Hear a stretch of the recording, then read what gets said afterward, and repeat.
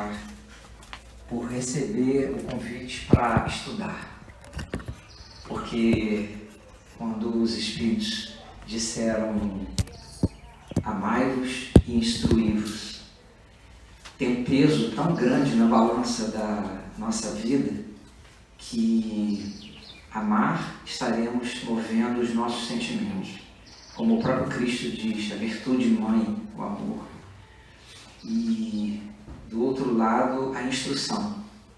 Na verdade, o Cristo, quando esteve com os essênios, ele já com 17 anos, ou com 12, ele já verbalizava, amai-vos e instruí-vos. Porque toda a nossa segurança, ela está na nossa conscientização. Conscientizar-se é encontrar a verdade e, com toda a surpresa que tocará nas nossas emoções, nós iremos nos descobrindo espíritos. Inicialmente, quando despertamos lá na maternidade, olhamos aquela mulher chorosa, de alegria, de emoção, é nossa mãe, e depois olhamos o pai, que é um pouco mais sério, né?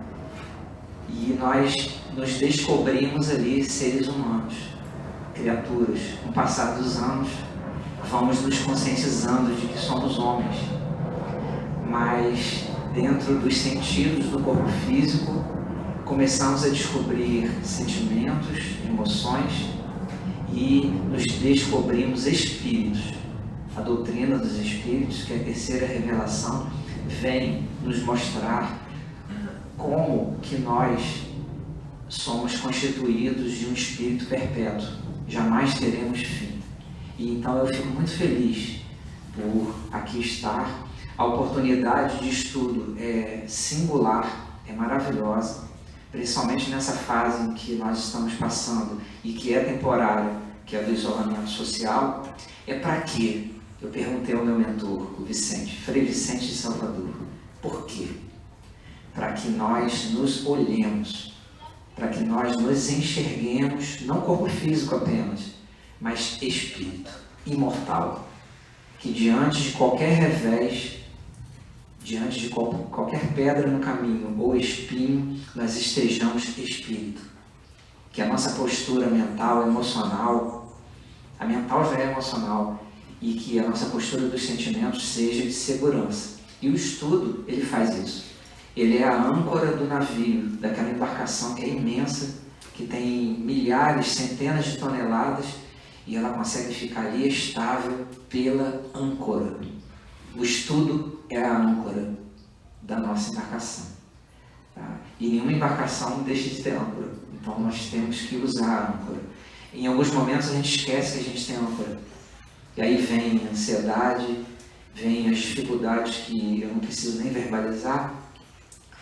Dos 50 mil pensamentos por dia, no mínimo que nós temos, às vezes a gente colhe pensamentos que não são legais. E aí a gente esquece de volver ao centro, que é o quê? Volver ao estado de consciência do espírito. Então eu fico muito feliz. São palavras que eu não programei, eu estou aqui agradecendo porque é muito bom. Tá? E o nosso assunto de hoje é um assunto que eu já tenho estudado já há algum tempo, que é do livro do Miramês, Espírito. Acredito que ele seja essênio também, porque a maioria das frases que ele verbaliza no livro, em todos os livros dele, quando eu li as palavras do Cristo junto com os essênios, são muito parecidas. Então eu acredito que ele seja também um dos essênios. Está no livro Maria de Nazaré, é o livro que eu usei base, e o livro também A Grande Espera, de Eurípides Barçanufo. Tá? Aqui mostra Eurípides Barçanufo como Marcos, que é um dos filhos de um romano, de uma autoridade romana. Ali, esse livro é um trecho dos essênios, o Cristo já com 16, 17 anos, já orientando aos essênios. Tá? Então, a quantidade de conhecimento que a espiritualidade coloca nas nossas mãos é abundante, é absurda de grande. Por quê? Por que isso? Porque cada um, de acordo com as suas escolhas e predileções, vocações, vai olhar a doutrina pelo seu prisma, pela sua interpretação. Então, nessa hora, nós vamos empreender a nossa viagem com a nossa embarcação, a gente coloca para cima a âncora e vai estudar. E vai servir através das tarefas, as tarefas da caridade, da doação. Nós, por sermos perpétuos, nós podemos doar à vontade. Não vai acabar nunca, nunca. Essa palavra foi criada pelo homem, né? Nunca, sempre, jamais. Então, fiquemos descansados, porque se a desencarnação existe do corpo físico, o espírito é perpétuo. O espírito é tão sublime na sua essência, como chama, clarão, centelha divina, que ele se confunde com a própria chama que vem de Deus. Deus é a inteligência suprema, causa primária de todas as coisas, e em nada mostra do que ele é feito.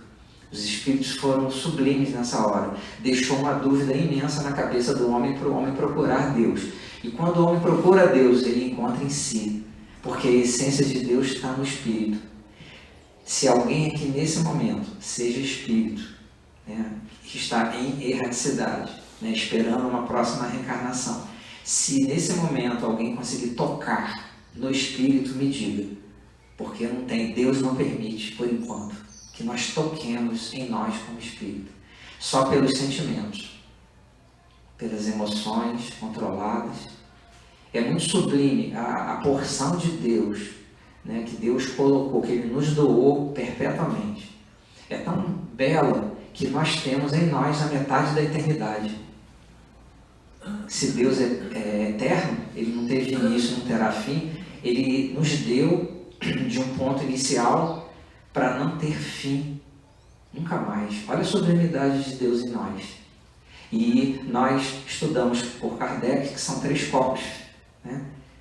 Corpo físico, temporário, perispírito, que reveste, né, que é a forma da forma, e tem o espírito. Só que entre esses 3 corpos ainda tem outros 2 sutis, então são 7 ao todo.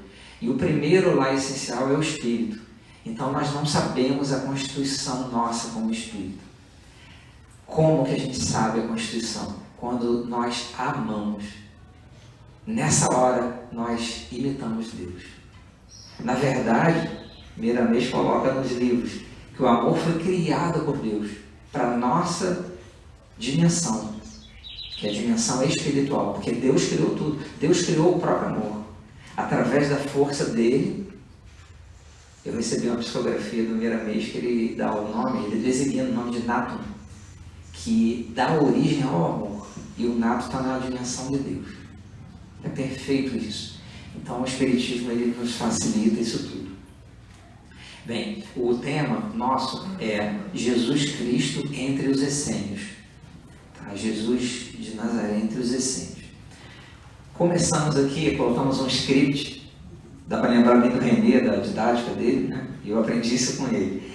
Então, facilita. Tá? O primeiro item, século 17 a.C., lá quando Moisés era o patriarca dos hebreus. Tá? Ele forma a fraternidade dos essênios naquela época, século 17 a.C. Para minha surpresa, Moisés ele viveu 120 anos. 120 anos. E antes de desencarnar, ele chamou próximo dele aqueles companheiros, os hebreus, para poder relatar um fato que aconteceu com ele, próximo do recebimento dos 10 mandamentos. Eu iria ler aqui no livro, mas a espiritualidade pediu para eu relatar, narrar. Moisés ele relata próximo da desencarnação dele, com 120 anos. Naquela época, 120 já seria quase o triplo da idade normal de uma desencarnação. Um homem com aproximadamente 50 anos já era idoso naquela época. Eram muitas dificuldades até de conseguir água. Tá? Tudo era hostil em termos, a natureza dava o alimento, mas cobrava muito do corpo físico. Então ele relatou, ele narrou isso. Disse que ele, como médium, ouviu uma voz. A voz dizia: suba. Era o Monte Sinai. Suba. Você, o Filho de Deus quer falar contigo. E ele relutou, mas foi.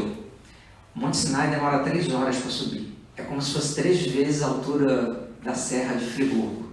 Eu fiz um cálculo, é mais ou menos isso. Demorou 3 horas. Ele já idoso deve ter demorado bem mais. Quando chegou lá em cima, ele adormeceu. Dormiu. Quando acordou, ouviu a voz novamente.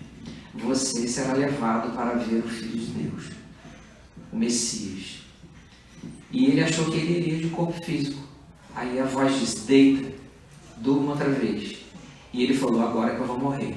Porque eu pensei que eu fosse... Ele relata isso. Ele pensou que fosse em corpo físico, mas teve que adormecer. E ele foi. 2 anjos levaram. No caminho, ele percebeu que estava a caminho das estrelas. Chegou um momento em que ele não sentiu mais o corpo dele. Era algo tão sublime, que ele sentiu, na verdade, que ele enxergava de todos os lados. Livro dos Espíritos.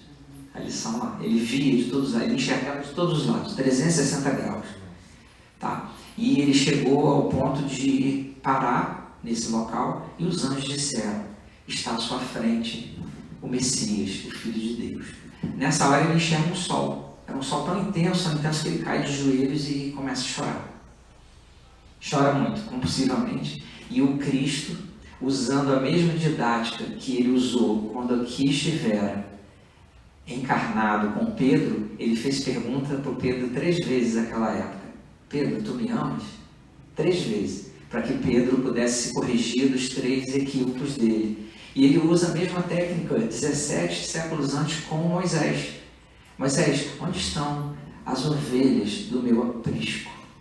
Onde estão as ovelhas? Rapidamente, Moisés recorda.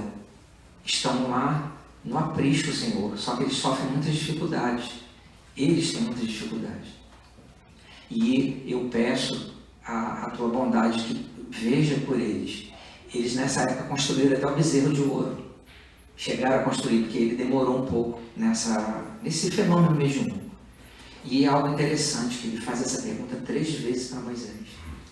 E ele diz que Moisés iria fundar, possivelmente uma seita, uma congregação que iria fazer com que preparasse o terreno na terra para que quando Cristo viesse, 16 séculos depois, tivesse tudo preparado.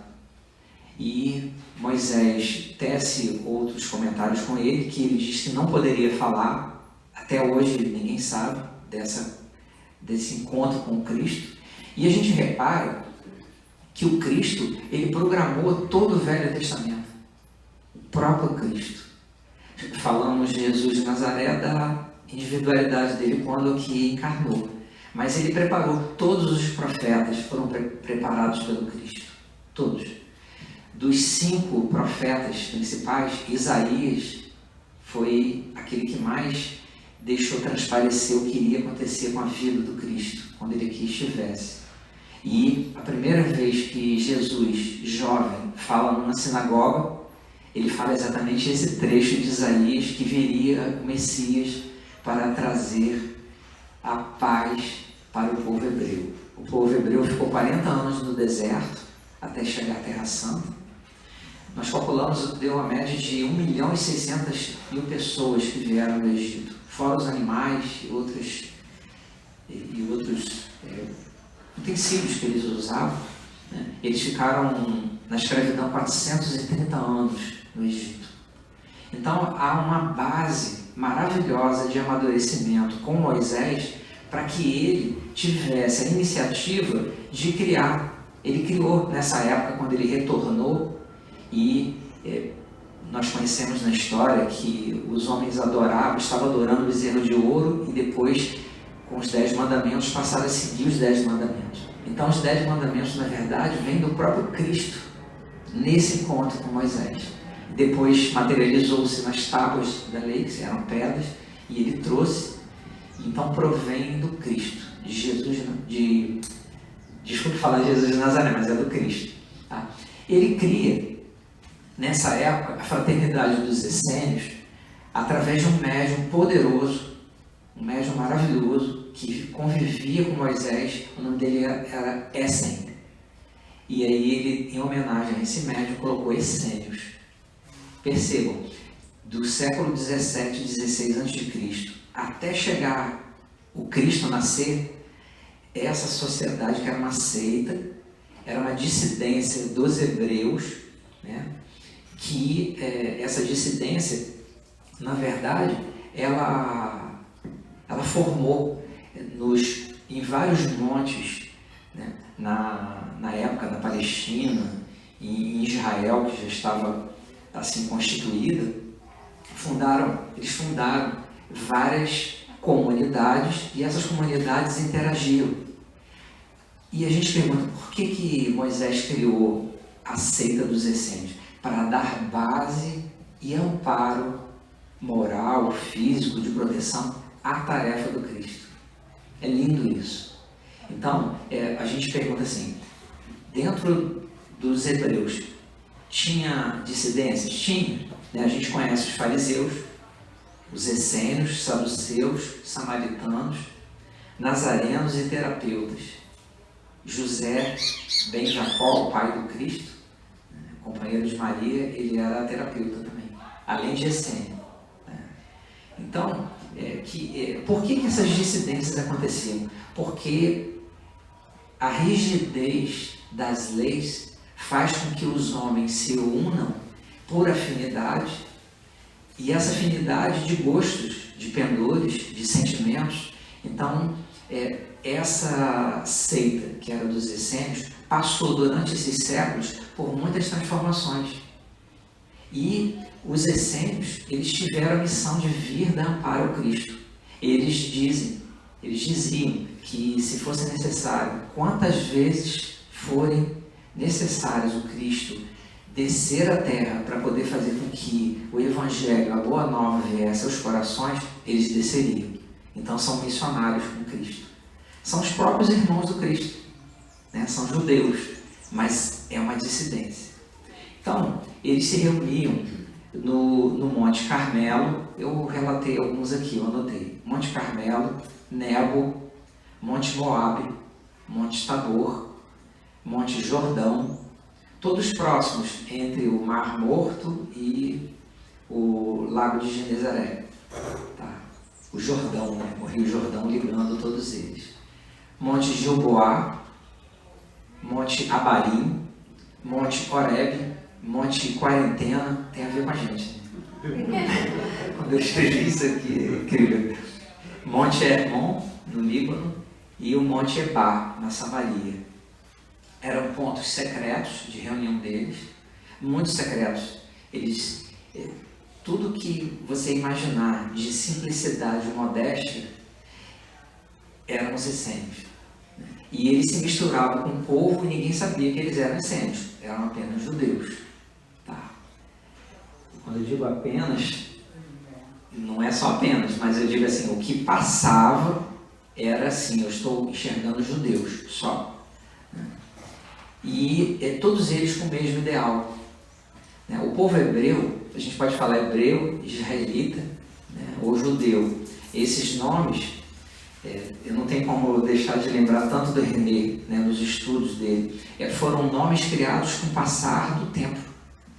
Então, se você falar judeu, é a mesma coisa, hebreu, israelita. Tá? E é muito interessante porque, recentemente, encontraram os escritos do Mar Morto. São os escritos dos essênios, nas cavernas. E, pasmem, eu escrevi isso aqui, eu falei, vou ter que divulgar isso, porque é incrível.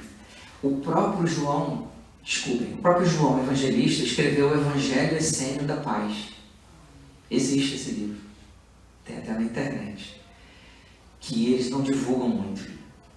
Tem os arquivos secretos do Vaticano, com 40 quilômetros distantes. 40 quilômetros distantes. São pergaminhos e papiros milenares ligados aos próprios essênios. Além dos essênios, nós tínhamos os cóbidas, que era uma sociedade também, era uma seita, que variava entre os essênios e outras, para poder dar base ao Cristo.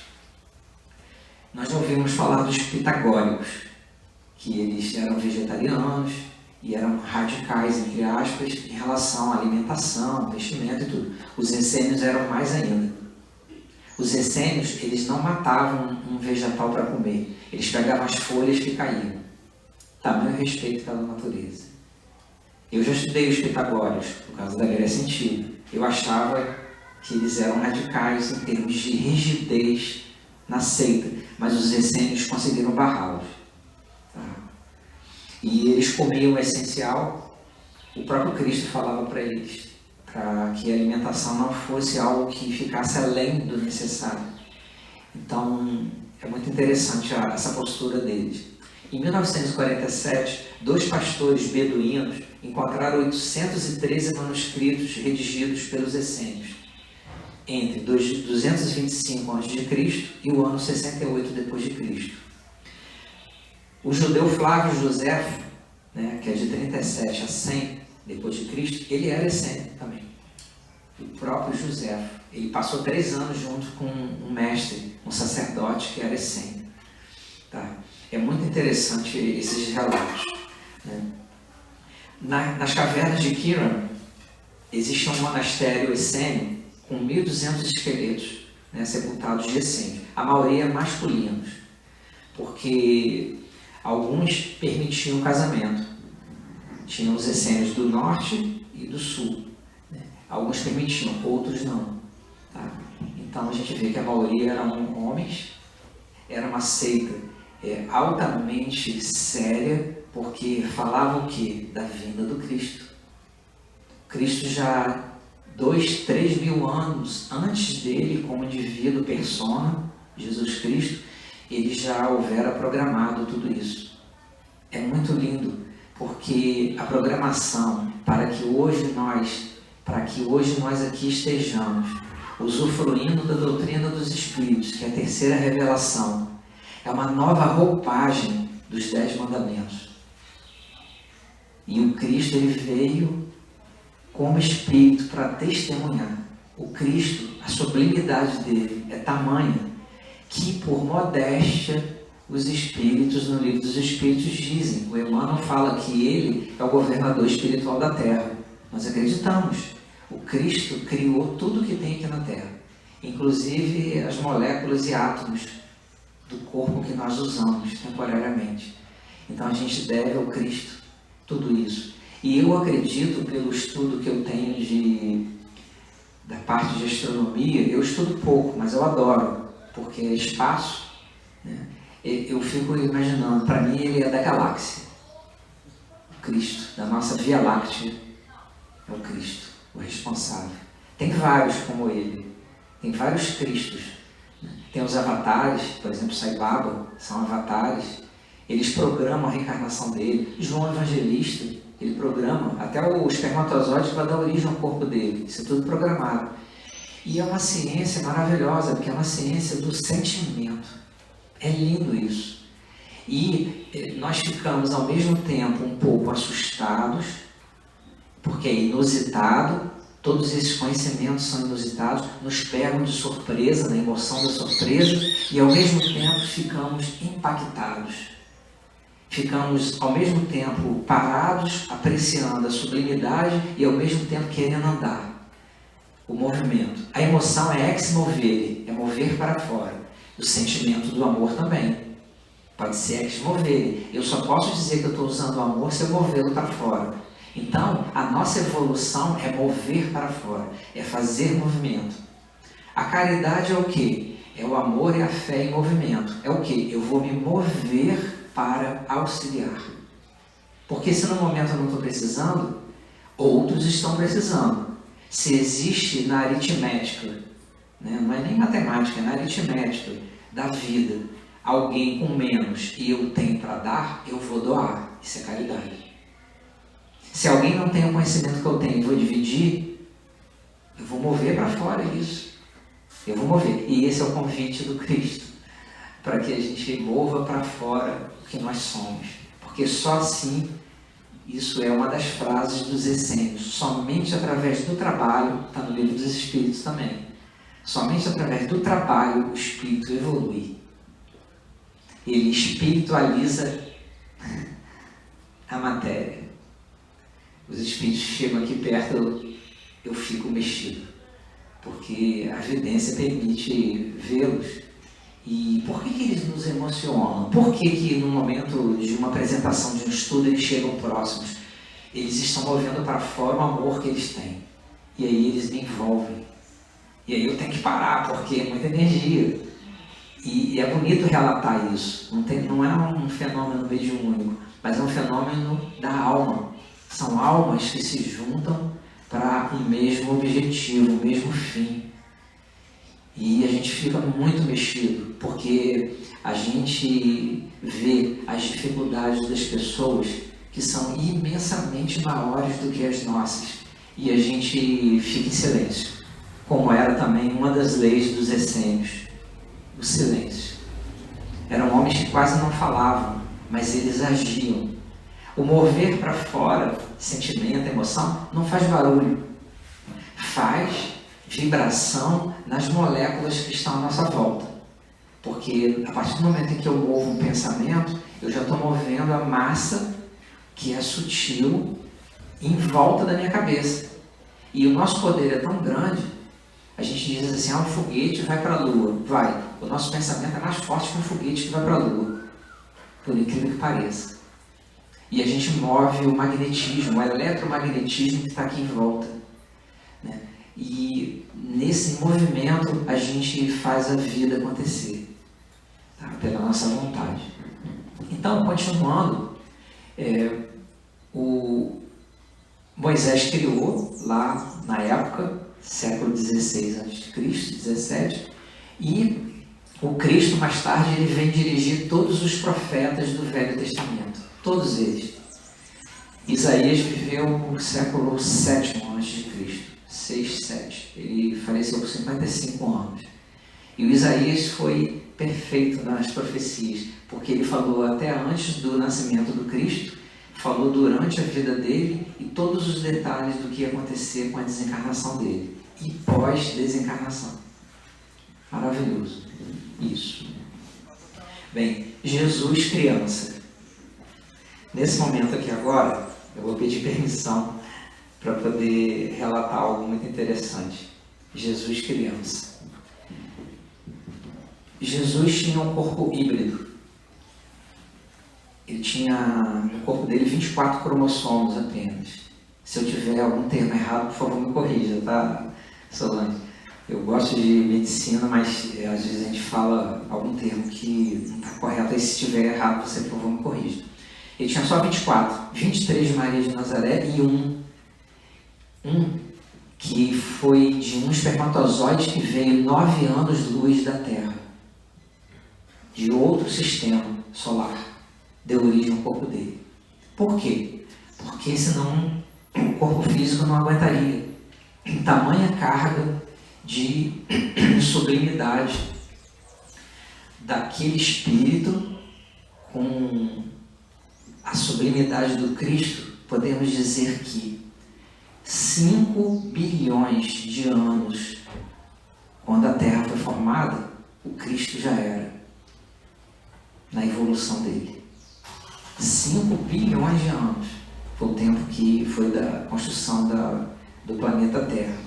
Então a gente vê essa sublimidade toda e a gente percebe que vários homens, outros homens também, missionários, tiveram corpos assim. Tá? O Miramês ele relata isso nesse livro. O Cristo criança. Maria de Nazaré e José ben Jacó, que era o companheiro de Maria, ambos nasceram virgens e desencarnaram virgens. Foi a missão deles. José tinha uma dívida com Maria, com o espírito de Sofia. E essa dívida, dentro da lei do karma, ele recebeu o convite para vir à Terra e ser apenas o companheiro de Maria de Nazaré junto com Cristo. Ele mais idoso, quem escolheu José para ser esposo dela foi o Templo de Jerusalém, e ele casou, se consorciou com ela. Mas, o que acontece? As evoluções são diferentes. Eles relatam, narravam, que durante o dia, Jesus criança em casa, José às vezes tinha que se esconder Ele tinha que se esconder por sentir-se inferiorizado em relação ao Cristo. Imagina, isso é uma expiação, tá? Ele não pode fugir disso. Expiação, você não pode fugir do momento ali da dificuldade. Não que a dificuldade seja mais que você. O Espírito é mais do que qualquer dificuldade. A gente precisa entender essa verdade. Por isso que o Cristo está aí, né? Então, Maria de Nazaré também, numa segunda leitura que eu fiz de trechos do livro, ela também, por mais sublimidade de Maria de Nazaré, ela dizia que se sentia muito pequena e que ela conseguia, José não conseguia fazer isso, essa passagem, ela conseguia, ela abraçava o Cristo. Aí falava palavras carinhosas, palavras que toda mãe fala. Toda mãe que ama os seus filhos, né, ela divide. É o que? Exteriorizar. Né? Quando a pessoa diz, eu te amo, eu gosto de você, eu tenho simpatia, é o que? Está exteriorizando o sentimento. Que falemos. Isso é muito bonito. Então, o que acontece? Essa era a realidade do Cristo em casa. Mas ele é muito afetuoso. E olha que Jesus conseguia reduzir o potencial dele. Mesmo assim, ele conseguia mexer com as pessoas desse gênero. Nesse gênero de comportamento. Né?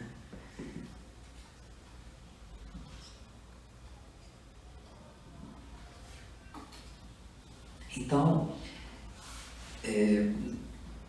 as pessoas passeavam com Cristo quando ele era pequeno, criança.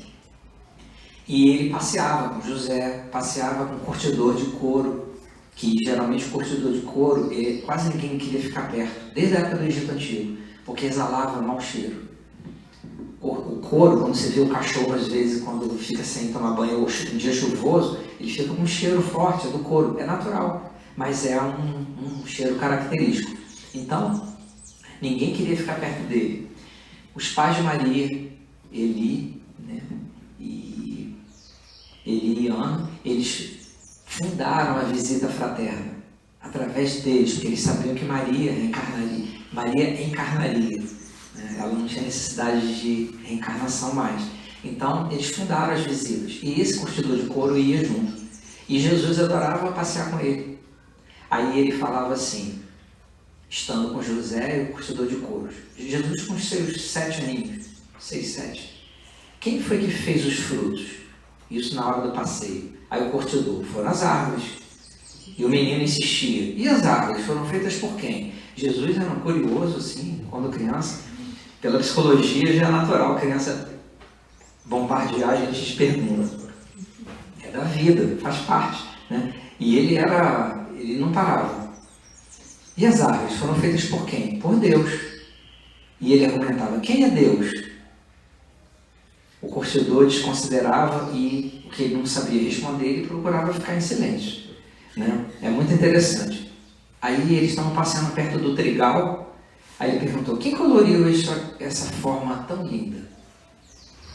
José, para não deixá-lo sem resposta, retrucou com humildade. Foi a natureza, meu filho. E o que é a natureza? E o que é a natureza? Olha aquela pergunta. José, para sair da dificuldade, mostrou ao menino um bando de passarinhos que estavam próximos para não precisar ter que responder. Né? E o menino, avivando os olhos, sentiu maior alegria de ver os pássaros e perguntou com simplicidade, como eles voam? Perguntas do Cristo lá na hora. José atendeu em presteza, batendo as asas. A criança insistiu, e o que faz baterem as asas? Que filósofo! Daqui a pouco ele vai chegar na essência da vida, que é Deus. E o querer é o querer deles, o que faz eles baterem as asas, é o querer. E aonde fica o querer que faz tantas coisas bonitas no ar? Ele vai lá na essência. Aí José mostrou a ele um outro atrativo e falou para ele parar, porque eles queriam aproveitar o passeio. Nesse momento, José mostrou a autoridade de pai, né? Muito bonito, e Jesus atendeu. Mesmo com a curiosidade de fazer mais perguntas, ele silenciou. Porque obediência ao pai, a figura do pai. É lindo isso, é muito bonito. Sim. Desculpe interromper, mas você não concordaria que não seria assim propriamente uma curiosidade, mas um sistema até de Sócrates, não, Platão.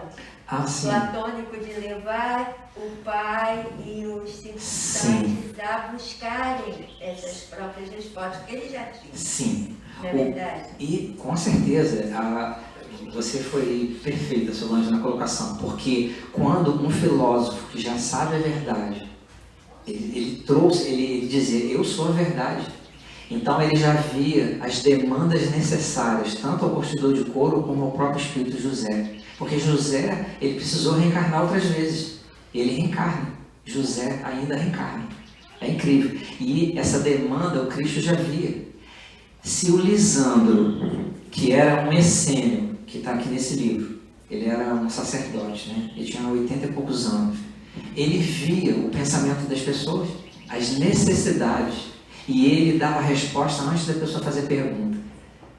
Você foi exato nessa hora. Ele via a demanda do espírito e fazia pergunta para que as pessoas despertassem a sua ótica de atenção. Exatamente isso. Técnica de Kardec. A técnica de Kardec, é isso aí. Os diálogos de Platão, que você até comentou, lá da Grécia Antiga, o livro dos Espíritos é diálogo de Platão. Perguntas e respostas, perguntas e respostas. De 500 e poucas até 1019. É lindo isso. E Platão é um dos que assina, junto com Sócrates, os prolegômenos. Aristóteles não. Aristóteles tinha outras bases que... Mas o bom é que nos prolegômenos tem as reticências. E aí a gente vê milhares e milhares de espíritos que trouxeram o espiritismo para a gente. Tá? Eu adoro falar em Platão, Sócrates, Aristóteles, eu sou apaixonado por eles. Né? Jesus já tinha lá seus 12 anos, ele já estava convivendo com os essênios. Quando teve a festa da Páscoa, que ele foi conversar com os doutores da lei lá em Jerusalém, na verdade ele foi rasgar o véu de Ísis para os doutores da lei.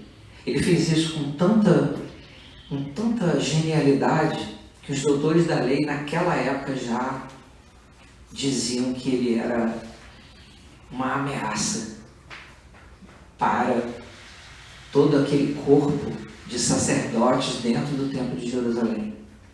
Percebam que tudo aquilo que é fundado com uma finalidade, Moisés e os profetas fizeram o templo de Jerusalém com uma finalidade. Com o passar dos séculos, vai desviando. O próprio Cristo, com 16, 17 anos nesse livro, A Grande Espera, mostra que ele mesmo que incentivou Moisés a fundar a seita dos essênios, quando estava aqui encarnado, alterou os postulados, porque havia muita deturpação ou rigidez. Havia solitária. Quando o jovem não conseguia atender aqueles clamores da seita, ele ficava isolado. Havia umas radicalidades que o Cristo não concordava, porque se as seitas é para fazer melhorar os homens, essa seita tem que estar calcada na liberdade e não preso. E ele alterou nesse livro.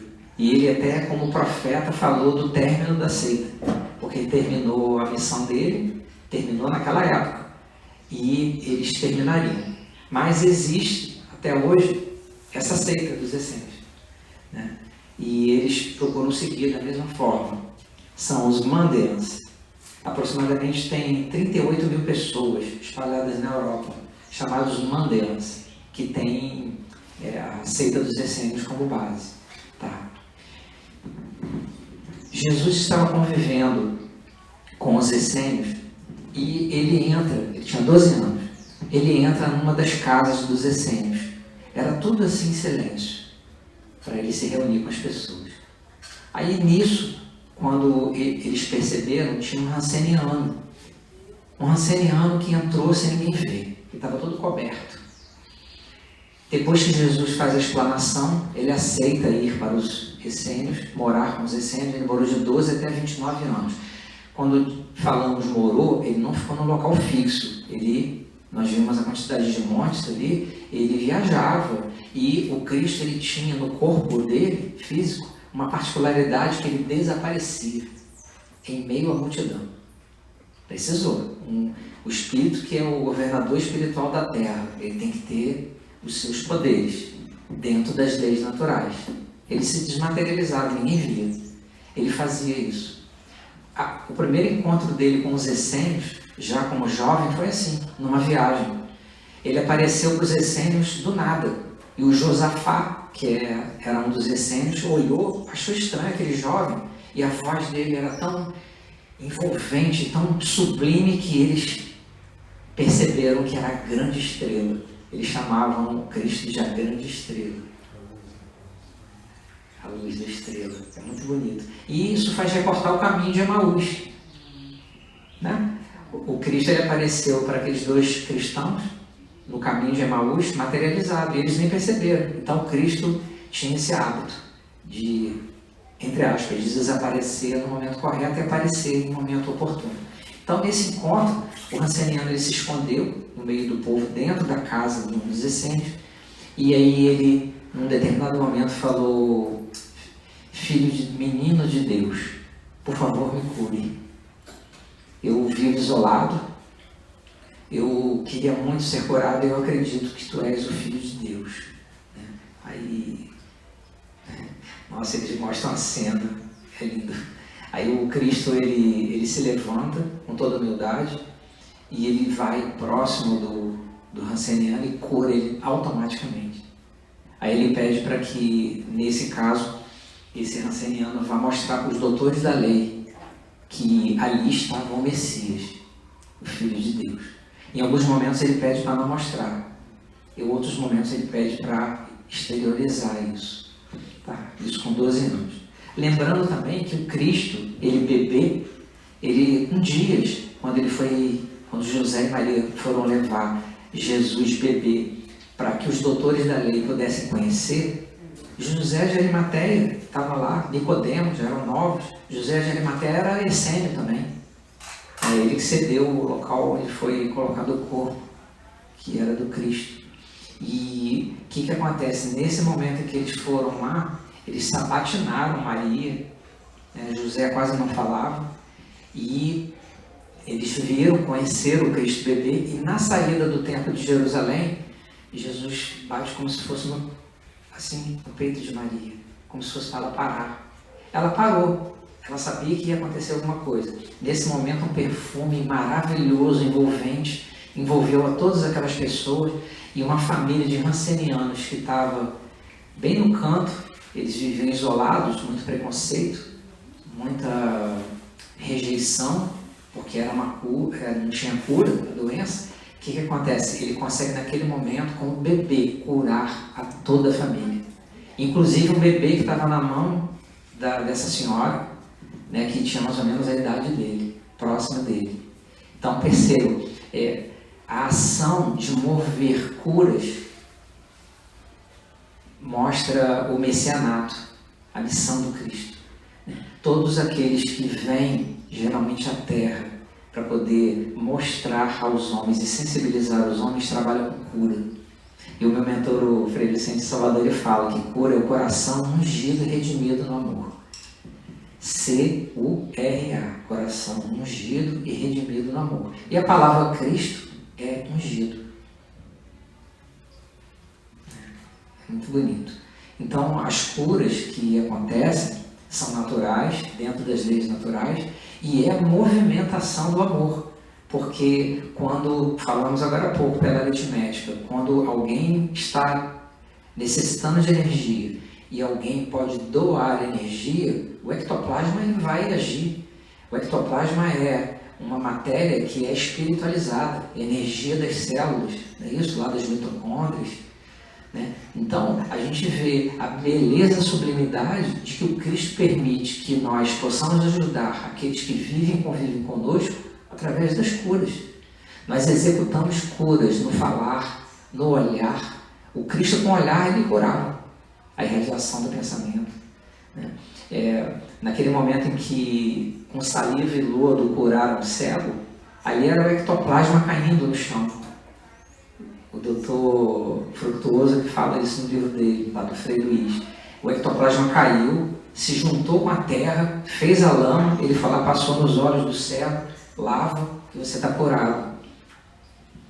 Então, a base do trabalho do Cristo era trazer a revelação divina junto com as curas. Aí a gente pergunta assim, mas por que a cura? Para sensibilizar, para acordar, para despertar as pessoas.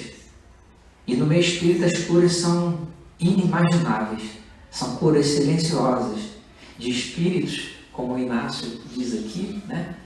São trabalhos espirituais que se processam, são curas silenciosas na intimidade das células, nos sistemas, dos órgãos, né, que estão necessitando. Então elas acontecem. Se tem um médium de efeito físico e esse médium tem como doar, ele vai doar. Porque o próprio Vicente falou para mim, meu filho, eu ficava mexido, tá? Quando eu estava na adolescência, eu nunca verbalizei que eu não queria mediunidade, eu sempre aceitei. E o Norberto me ajudou muito. A mediunidade chegou comigo como se fosse uma hecatombe, e chega. E nós somos velhos pra caramba. Somos espíritos desde antes do Egito, talvez exilados de capela, possivelmente. Não sabemos, mas a mediunidade ela pesa, ela cobra do médium. Olha a responsabilidade, né? A mediunidade é uma santa do nosso lado. Então eu às vezes reclamava um pouco, né? E o Vicente falava assim para mim, meu filho, o corpo físico é um comodato, é um empréstimo. Além disso, o seu corpo físico como médium é um laboratório para o mundo invisível. Logo, nós iremos usar esse laboratório. E a gente não vai nem pedir permissão, porque se tem energia a gente vai tirar. É por aí. E aí a gente passa mal, tem problema de dor na barriga, enjoo, náusea, igual a mulher quando está grávida, né? Então o médium ele fica assim, mexidíssimo. Você está indo ao shopping center para comprar alguma coisa, você não consegue, você passa mal. Você vai na festa de um amigo, quando você abraça uma pessoa, você começa, eu acho que vou desmaiar. Coisas desse gênero, é por aí. É daí para pior. Quando eu digo pior, é o quê? Que exige mais do médium. O médium é um passador de mal.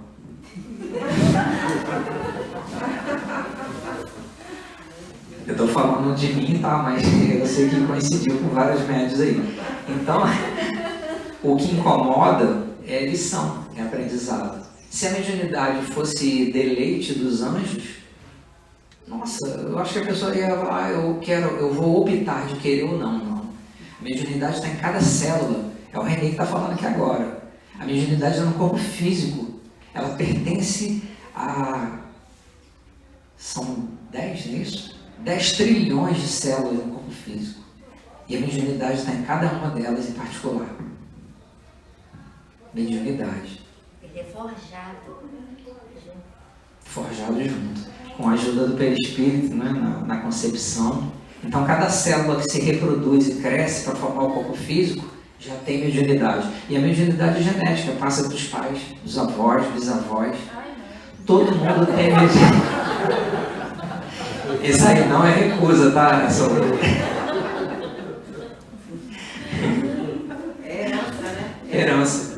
Herança espiritual. Ela 23. A minha avó materna, a paterna nunca falou nada, ela teve 13 filhos, mas a materna, ela vivia super angustiada. Ela usava uns termos assim que ficam na minha cabeça do que ela falava. Por quê? Porque ela não conhecia a mediunidade, nunca ninguém a orientou. E o desconhecimento faz com que a sua âncora fique lá embaixo no mar. E aí você não caminha, a embarcação não anda. É por aí, você tem que pegar a âncora, botar para cima, com segurança e mar afora, ou mar adentro, que seja, é a mediunidade. Tá? Eu agradeço ao Meiramês, ao Lanceli, a toda a equipe dele. A gente agradece a todos os espíritos, André Luiz, todos, porque eles trazem mananciais maravilhosos pela mediunidade. E o Chico Xavier, no Pinga Fogo, falou que todo o Velho Testamento, tudo, os profetas, tudo é mediunidade. Eles escreviam aqui os fenômenos que aconteciam com eles. É belíssimo, tudo. Toda a revelação, Velho, Novo Testamento, Espiritismo, todas as religiões, seja qual seja, Desde o catolicismo, a universal, aos evangélicos, todos, aos yogas, né, também, todos eles, toda a filosofia é mediunidade. Né?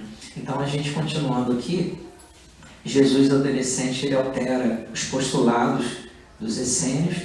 É incrível, ele inspira Moisés 17 séculos antes e depois ele altera para ficar dentro dos padrões que ele mesmo havia programado. É muito bonito. Nosso Senhor Jesus Cristo. Esse é o termo que Miramês sempre fala, né? O mestre e suas palavras. Algo interessante